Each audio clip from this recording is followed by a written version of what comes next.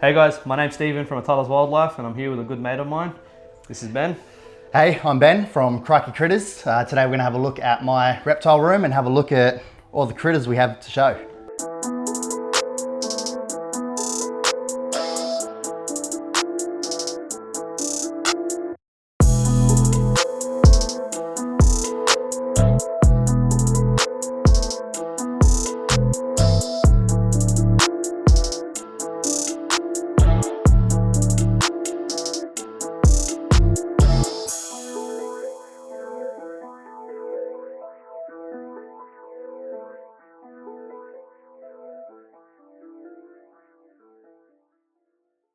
So we've got an albino Darwin python here. This one's actually got quite an incredible story. I'll get Ben to tell you about it, but we'll pull her out while we're talking.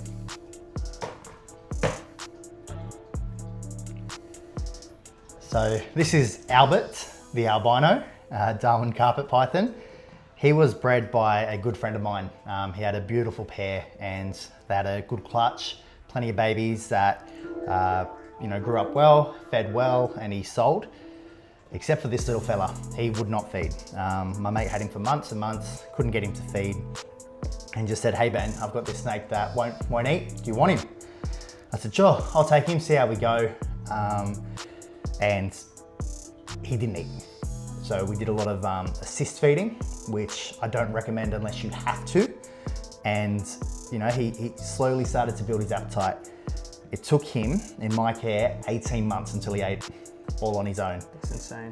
You can see now, if you can show the camera, how full his belly is. So I fed him on Saturday. He actually upped his food size, which is for the first time. So that's great. So if I was to guess his age now, I think he'd be coming up to 3 years old. And look at the size of him. 3 years old, the size of like a hatchling almost. Yeah, but I'm not sure how he's going to grow. If he's going to get bigger, who knows? But I've dedicated that much time to him. I can't let him go. He's my little boy now. Yeah, it's kind of an amazing project and everything about him is beautiful. And he's feeding now, his colors are just getting better by day. So hopefully he can get some size on him. All right, so next here we've got Luna, our albino olive python. Now she is probably the most defensive snake here at Crikey Critters. So as such, we're gonna use the snake hook. She's in the back corner here, so I'll move her cave out the way. You can see her there. She seems to be being good today, but the thing with Luna is she loves just to turn around and have a little bite when you least expect. But she is beautiful. One of my favorites here just because of her color, and she is a stunner. She is actually gorgeous. How old is she? I've had her for a bit over a year, about a year and a half. And I think she was about 18 months, so maybe 3 years, I think. So still a lot of growing to go though. Yeah, and they've all been recently fed, so they look happy and healthy. Yeah, she had a feed on Saturday, today's Tuesday, so give her a few days to calm down, but she's unpredictable, this one. So that's why we use the hook for her. But taming out. So we're here with Luna now. So she's an albino olive python, super beautiful. That sounded so weird, she's stunning. But she's extremely unpredictable, as Ben said. She can turn around, snap at any moment, you never know. So just try to handle her with safety, using the snake hook, give her space, let her do what she really wants to do. But yeah, other than that, she's pretty good. Sometimes she can be friendly, super friendly, best snake you've handled. Other times, you just never know. That's how they are. They've got unpredictable behaviors. And see, she could have went for a strike there. Never know. Oh, just bit herself. She's bit herself. That's a bit silly. Oh, and again. Okay, so we're gonna put her back in. She's getting a bit stressed, so we'll leave her be. So Ben's gonna show us something a bit interesting about Luna. So not just Luna, but Ollie, who you'll meet later, when he was young, when they were stressed, they would do this little thing with their tail where they would flick it. And she just covered her tail, so you can't see her right now, but you can see it moving there. She flicks her tail when she's stressed. And I'm not sure if that's an olive thing, but my 2 ollies I've had, I have noticed it.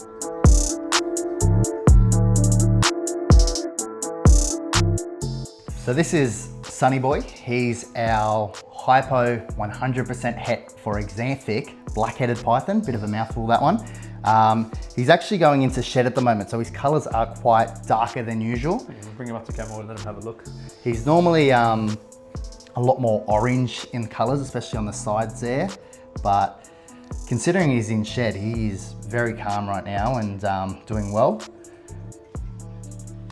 How cool is this? Look how their body changes in color. Beautiful black head, you know, striking. Scales are surprisingly rough on these, you know. You'd expect them to be a bit slimy, they're not. So for those of you who don't know, Sonny Boy was an Australian ice block, our childhood favorite. Honestly, Beautiful. the best thing. It was like a giant triangle, pyramid kind of looking thing, and everyone loved it. Sonny Boy here was actually named after that. It was a beautiful, you know, he glows in the flow. An orange brownie Yeah. color too, so it matches his colors really well. Sunny as well, he has that hypo bright colors as well, like the sun, so just all tied in well. Yeah, honestly, most fitting name I've ever heard. I miss Sonny Boy, bring him back. Yeah. Next, we're gonna have a look at Michelle. So she's an xanthic black-headed python. You just saw Sonny Boy, the hypo, so completely different colors. Now she's in her cave, so let's hope she's not too defensive.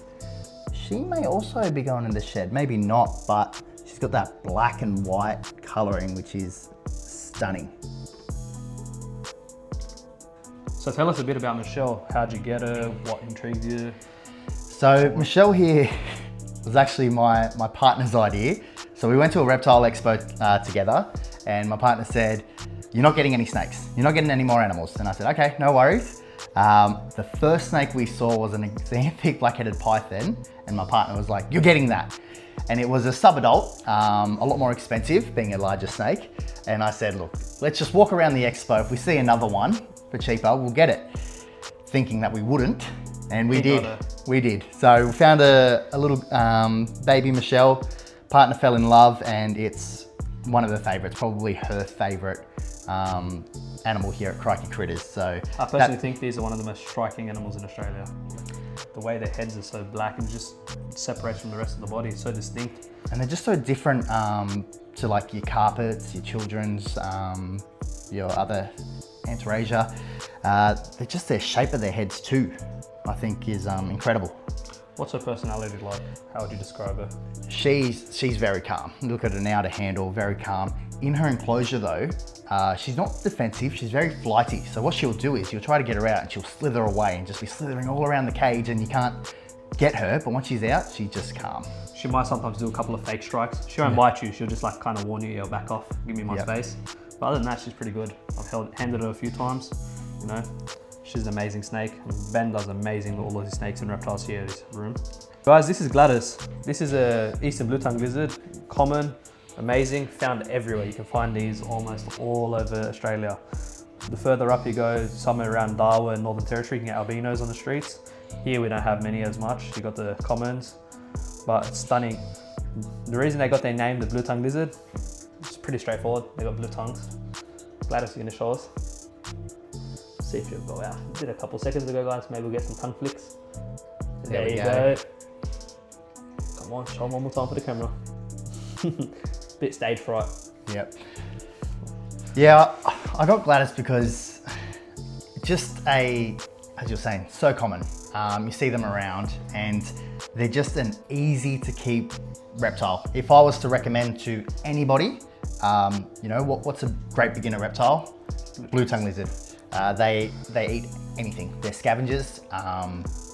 So we feed, you know, we give fruit, veg, but also like dog food, minced meat, like anything that it fits in its mouth, it will eat. You only need a heat source. I do keep my lizards with UV. Don't need to, but I prefer it. And like we have people come over. I've got nephews that come over, and you know that's the thing they want to hold. All right, guys, you guys are pretty lucky to see this one today because Ben went to a reptile expo yesterday. A bit of an impulse, that's Ben for you. But yeah, what do we have here? So this is a little children's python. She, a girl, is a T positive, but 100% het for marbled. So it's carrying that double gene, the double genetics. So she is an absolute stunner. Again, went to the expo. My partner was like, "Don't come home with anything." And I did. Never happens. Good price, couldn't say no. And She is now my partner. She's up there with Michelle, probably one of the favorites, if not the. Those two are battling it out for her favorite. Hopefully a future breeding project. We've got some marbleds that you'll see later. So having those double genetics will be very exciting. Here we have a pair actually of marbled children's pythons. So they're both in this cave together actually right now. Look at that. That is such a shot. Get a close up there. Two little heads next to each other. Unreal. So we won't disturb these two because we do feel that the female might be gravid, which for those who don't know means pregnant, means she's got a tummy full of eggs. The males there, they're not mating right now, but they have been quite frequently. So they have bred for me the last 2 seasons. This will be our 3rd year, and we're hopeful to have some marbled babies coming soon. So this is Solar, our high yellow male diamond python. Did purchase him as a her, was sold as a female. Ended up being a big boy, but love him nonetheless. Hopefully the camera can pick up his colors. He is beautiful. Always love diamond pythons. They're, I believe, you can fact check me, the only python species found in the Sydney CBD area. So they can withstand cooler temperatures. A good mate of mine has a female diamond python, so we're going to send him over there in a couple of days. It's coming up to breeding season, so you know, hopefully we have some little Solars slithering around soon. Tell us a bit more about him. How old is he now currently? So he was sold to me as a 2-year-old, had him for nearly a year, so guessing around 3 years, but the thing with the reptile market, you can never be 100% sure when you get reptiles from someone else. You never know their true age, but look, he's healthy, he's eating fine, and beautiful snake, so happy with him. He's happy, bright colors, so vibrant. We'll give you a close-up shot later, guys.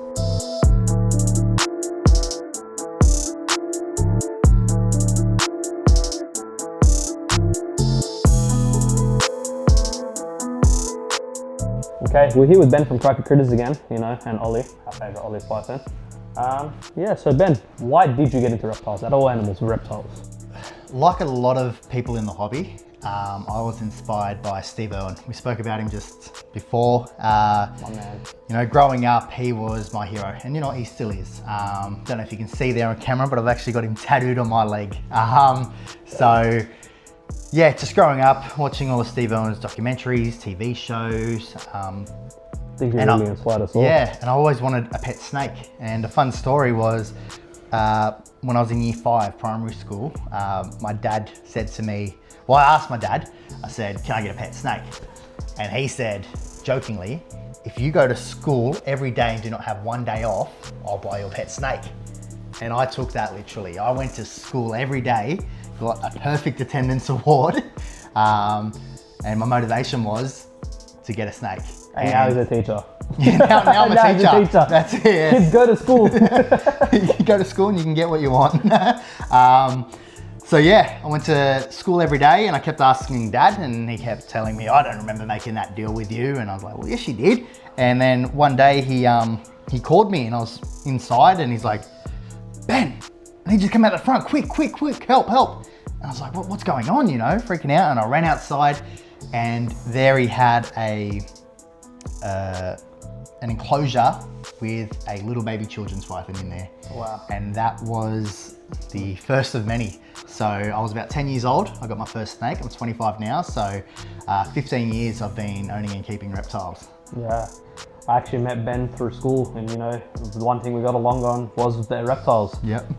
It's the only kind of form of communication. Everyone had their own cliques. Yep. But the only time you separate from your cliques is to talk about animals, I guess. So next we have one of my personal favorite species here, the rough-scaled pythons. So we'll have a look at them first. Now they're both curled up together in this cave, so we'll get a shot of this before we get them out and have a look. Can you find both their heads? The male out of the two rough scales, and they get their name literally because of their keeled scales. And I believe, you can fact check, they are the only python in the world with keeled scales, which means they've got a lot more bumpy. They're not as smooth as other species of snake. Like, have a feel for yourself. Like, wow, incredibly rough. I can see where they get the name from. These weren't actually discovered until 1981, so it's one of the most recently found snakes in Australia, if not the most recent, I'm not sure. But it's incredibly unique, something different, and yeah, recently discovered. How awesome is that? Now these snakes you do need your R2 license for in New South Wales. Yeah. So if you do have your R1, don't think you're gonna go out and get one tomorrow. It took me from my application to getting my R2 license 10 months. 10 months? Wow. 10 months of waiting. Okay. So it does take time. Before that, you have to keep a similar species for 2 years. Yeah, so let's say 3 years minimum to get the license, but worth it in my opinion. Definitely. So I'm just gonna use the hook here for Scarlet. She can be quite cage defensive, and of course she's gonna wrap around the tree. Let's try again, come on girl. You can see her, she had a feed the other day, so she's nice and full.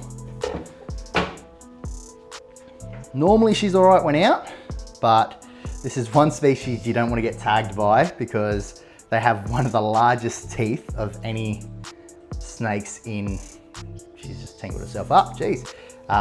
Any snake in Australia, one of the largest teeth. Now she's never actually bitten me, she struck at me a few times. Ollie, when he was a baby, he bit me a few times and it hurts, it hurts. So we got Ruffy and Scarlet out together. Ooh, scared me. He's all right, he's cool. Super calm. And Scarlet's here is calming down now, as you can see. So yeah, Ruffy's the male, Scarlet's a female. Same breeder, different clutches though. They had a few different pairs going, so very similar in age. Scarlet here was a slow starter, so was a little bit smaller, but now she's smashing her food with no issues at all. Yeah, so how do you tell the difference between them? Because right now, by looking at them, they look identical to me. Yeah, so pattern and color, they're very similar. Now there's one distinct feature, it's their eye colors. So we'll bring it up to the camera there and see if we can see their eyes on camera. So I've got Scarlet here, our little girl, and she's got these distinct dark eyes, where Ruffy there's got this lighter bluey gray color in eyes. Oh wow, you can really see it. So that's how I tell the difference. The breeders of these species, well, these two here, did tell me about Scarlet and darker eyes, and the parents did carry the same sort of genetic, or they're gonna try to prove, is it a genetic trait? As you mentioned earlier, they are very new to the hobby. So yeah, these darker eyes could be something proven out to be a genetic trait, which would be very exciting. Awesome.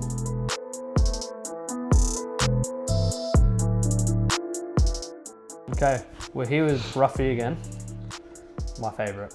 I always say they're my favorite. Everything's your favorite. Yeah, I love them all. Can't pick and choose, but you know, this is such a newly discovered snake in Australia. They come from Western Australia, if I'm correct. Yep. Very small population, small island, so they're extremely sought after in captivity. Yeah, give us some fun facts about them. Yeah, so mentioned earlier, they're the only, as far as my knowledge goes, killed scaled, so that rough scaled python in the world. There's a lot of elapids, other species of snakes that have them, but not pythons. And it was really interesting. So, you know, I sort of went one night on just a YouTube nosedive and ended up coming across this documentary of one of the first expeditions to look for one of these in the wild. And just saw that and thought, wow, like that's an amazing story. You know, it's so new to the hobby, as we said before, in the 80s, late 70s, early 80s. So yeah, I was very fascinated by that. And then it was funny that the very next day was a reptile expo, and I had just acquired my R2 license, another animal needing the R2 license for, and I saw one for sale. I was like, is this fake? Is this a sign? Like, who knows? I've only just watched this late last night, and yeah, so I thought, stuff it, let's just get him, and I've loved him ever since. He was a little aggressive to begin with, but he's tamed down quite a lot with a lot of work and persistence. So yeah, very interesting story. And A mate of mine actually, PWT Pythons, they've got an amazing write-up about the history of rough-scaled pythons. It's just unreal, just feeling the scales, the roughness. It's It's so nothing different. that you experience really, like unless you're going overseas and holding venomous species of snakes, which do not recommend. But yeah, it's just a There's a lot unique of experience. There's a lot of myths going on around these guys saying because they're such rough scales that they're elapids. So what do we got here, Ben? Now this is like my prized possession, my favorite snake in Australia, the snake that took me so long to acquire and I am extremely grateful to own. This is Pickles, our Australian native green tree python. And like, look, where else are you gonna see something like that? That's Unreal. insane. I got Pickles from a breeder in Port Macquarie actually. So that's quite a few hours north of here, but worth the trip for such a beautiful animal. And yeah, fun fact about them, these species, they're born completely yellow. You can get reds as well. Blues, but more commonly Australians, they're all yellow. Yeah, so if you check Crikey Critters out, you can see pictures of Pickles here when he or she, we don't know the sex, was bright yellow. You see some of the yellow markings, that won't go away, that's part of its colour now. And then it turned into like a mustardy green color. And then after another shed was just this bright green, and I love this snake. And now it's hard, it's like your children, you can't really have a favorite, but Pickles here is mine. Yeah, for sure. Yeah, definitely one of the most unique snakes here. They're arboreal, it means they live in trees, they don't like to come down, they hunt and prey in trees. They're, you know, such a unique snake and so friendly. These are more on the aggressive side, that's why you need a higher grade license, but this is probably the most calm green tree python I've ever held in my life. Yeah, it's never bitten, even since a baby. I was very fortunate to have such a beautiful natured animal. And I love him or her. One thing about them, they are prone to kinks in their spines. So you can't really sex the snake like you would your other species. So one thing I do plan on maybe finding an exotic vet and getting an ultrasound to determine whether it is a boy or a girl. But for now, we love him or her the same. Although, you know, snakes here are common, exotic vets aren't. We don't have many at all here, so hard to find. Yeah. But yeah, you can see something you'll notice even with the roughies, you know, the way they're holding on to me, that's kind of a sign they're arboreal, they grip on, it makes them feel secure in the trees. You get a lot of reptiles overseas that kind of do this, and yeah, it's something different. And a fun fact about arboreal species is the size of their teeth. They have huge teeth. When they're in the trees, they're obviously going to be hunting birds. So to get through the feathers, to get a good grip, they've naturally got such longer teeth. And these and the rough scales are definitely not something that you would ever want to get tagged by, because it would. Not just going to hurt, once it's gripped, super hard to get off. Yeah. And you don't want to hurt them as well at the same time getting them off. Yep. And they're going to draw a lot of blood. Today, if you guys have any questions or anything you want to know about reptiles, be sure to hit up Ben at Crikey Critters or message me on AtallasWildlife. But yeah, we'll get back to you and we can make another video with all your answers. Thank you guys. Thank you. Be sure to follow Instagram, Definitely. Facebook, YouTube. Hopefully starting my own little series soon on there. So yeah, at Crikey Critters on Everything. Instagram, at Crikey Critters Oz on YouTube. Oh, Oz, okay. Oz, yeah. Be sure to support and keep an eye out. If you're looking for some reptiles soon, there might be potential clutches, and yeah, just hit him up and you can join a waitlist if you guys need. Thank you.